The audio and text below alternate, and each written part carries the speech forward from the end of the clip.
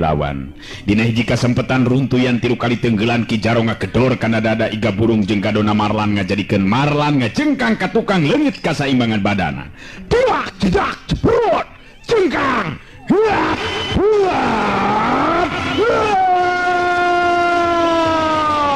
kebut Marlan ngagedebut nang karak bengkang gesrek nyobaan ngajorelat atau ngorejat hudang suku Ki Jaro harita dina kacepetan anu memang di luar kemampuan Marlan pikenying hareupanana. Harita nyayang kana dada Marlan hiu jebrot aduh Marlan ngabebengkang dina luhur lemah dina kayan bener-bener leungit budi ilang daya. Pigeulang leungeunna harita dijejek ku suku Ki Jaro bedog leupas tina cekelanana.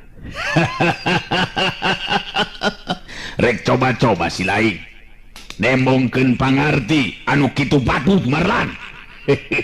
Ceuk dewek tadi kumaha ngalawan ngandung harti modar euy. Hayo rek kumaha lamun